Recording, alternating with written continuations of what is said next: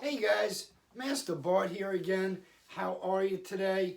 It's a beautiful day. I had to change the camera today because there's so much sunshine. It's just pouring in the windows. But I wanted to talk to you today about something you haven't heard in a long time. COVID. COVID. We're all sick of hearing about it, living with it, and dealing with it, but it's part of our life. And we have to be informed and we have to be educated, right? So, mostly, how's it affecting your life, right? How's it affecting you personally, your job, your family, your children, right? What you do every day, how you shop, how you play, how you do yard work. I mean, it's everywhere, right? You're driving down the road, what do you look? You see next to you a guy in the car by himself with the windows all rolled up with a mask on, right? So it's everywhere. And we have to be aware of it. We need to know how it's affecting us because it's going to change the way we do things, right? So it doesn't look like it's going away. So, you have to be aware of certain things. Number one, what are you saying about COVID, right? How do you behave as a result of it? What do you worry about? What do you see on TV? What do you read in the newspapers? All these things that come into your mind, that you speak about, talk about, read about, your children pick up on all that.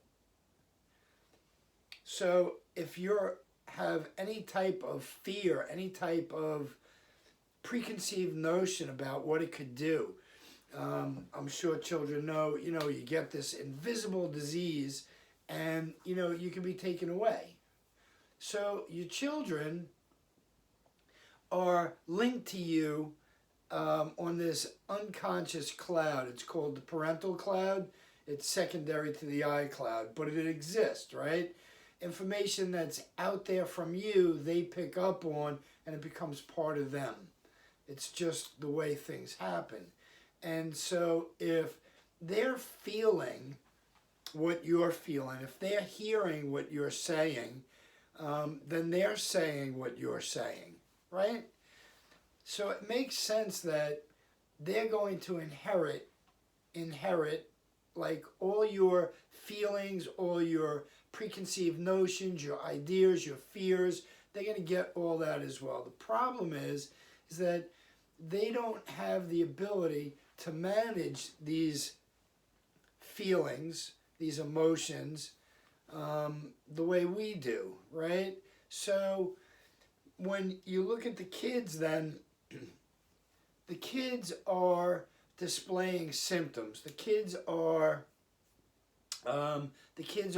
behaving differently than they used to before. And it might be subtle, but it's definitely out there for them. So they might be a little bit more cranky. They might be, let's say, they might cry a little bit more often. They might need more snuggles or whatever it is. There's things that are changing for them. And because of these changes, they're going to be a little different. They might even be a little defiant, right? So the truth is, they're going to need a whole lot more reassurance from you. They're going to need a lot more encouragement. They need to know that you're not going to get sick on them and end up in the hospital. They need to know the people they count on are always going to be there. So you have to kind of reinvestigate or reinvent ways for you to have these feelings, read these stories, see this news without it affecting them. So you want to make sure that their sleep is good. You want to make sure they have ample time to get these emotions out by talking with you, right? So what do? Well, that's why I'm here today.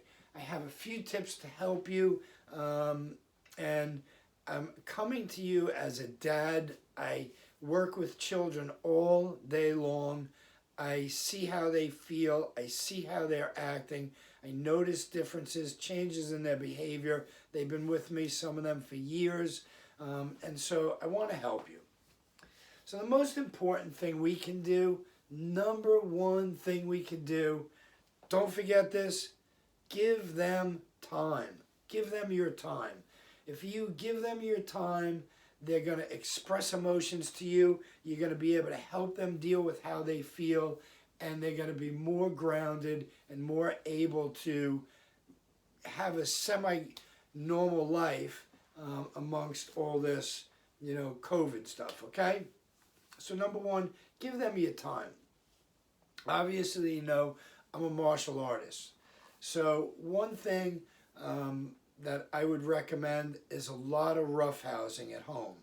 Have a scheduled time, have a room where you can just go in and tumble around and, smack each other, throw each other up in the air, roll on top of each other. Roughhousing provides a lot of sensory stimulation, a lot of it. It releases feel-good chemicals in the body, right? So these kids are going to be more grounded, more able to know where their body is in space. They're going to feel an attachment to you. Roughhousing has been done for years. My dad used to throw me in the air, right?